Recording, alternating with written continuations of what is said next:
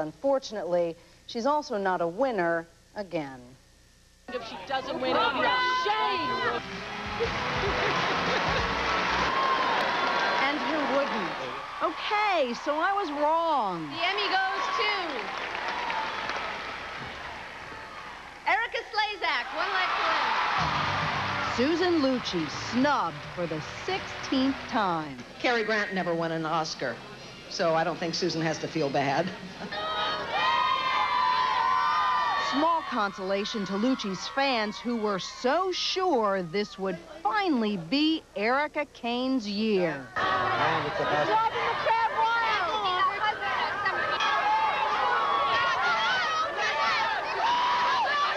Ironically, all my children's writing team, the ones who concocted Lucci's pill-popping storyline, did win. She can have one of these. Yes, both of them. Montel Williams. The night's other shocker? Best talk show host went to Montel Williams. Even he was a bit flustered. I'd like to thank my mother, my mother-in-law, my 4 daughters, 3 daughters, and first time nominated, they never pick you. So I put a bet on it, and now I got to go pay up. I got to go to the ATM. Phil Donahue. Still, Phil Donahue, hanging up his microphone after 29 years, was honored with a Lifetime Achievement Award. And Oprah named Outstanding Talk Show for the 3rd year in a row. She has a hand in everything I do. As always, there were Emmys for children's shows. The Price is Right. And game shows. Bob Barker picked up 2. Have they been spayed or neutered? I haven't checked as yet. But more than anything, it was a night for the most devoted fans in all of television. The ones who spend every day in the suds. If they didn't exist, I wouldn't be Malcolm. I wouldn't have a job. So I'm just showing them that I'm just another real guy and just having some fun. General Hospital. This show, somebody wins, the entire section jumps up. You notice that? It's very exciting. It's like going to a Yankee game. I'm enjoying myself. They were even watching online. Subscribers to CompuServe checking out the Emmy cyber scene. And it was a show. Outside Radio City Music Hall, glamour and glitz, fans and fashions. And I knitted this in the basement. Sort of like a chic gypsy look. My pocket handkerchief is an Armani.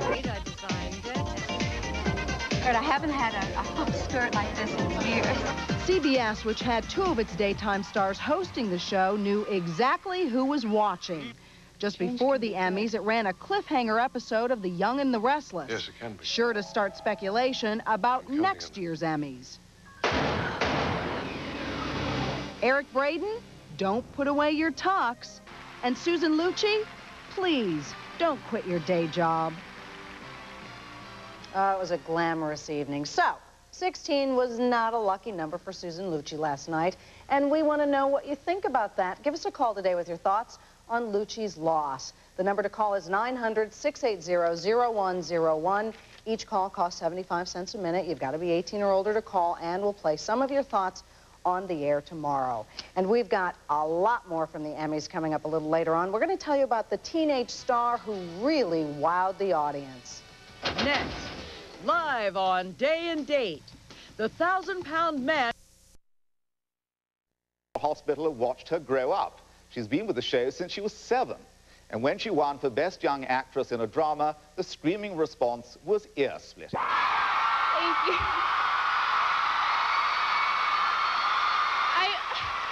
I really want to thank God, first of all, for blessing me with the opportunity to touch so many people's hearts and open their eyes. Kimberly should be used to this by now. After all, this is her 2nd Emmy win. She's been nominating an amazing 5 times.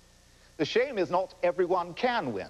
On Day and Date yesterday, we showed you a day in the life of 2 nominees as they waited for the big moment. Day and Date, my people. This is the dress I picked. One of those was Tonya Lee Williams, who got a Best Supporting Actress nomination for her role as a doctor in the TV top-rated soap, The Young and the Restless. He also went along with NYPD Blue star James McDaniel, who got nominated for an appearance on the kids' TV show, Storytime. Unfortunately, both James and Tonya didn't win. But you know what they say, there's always next year.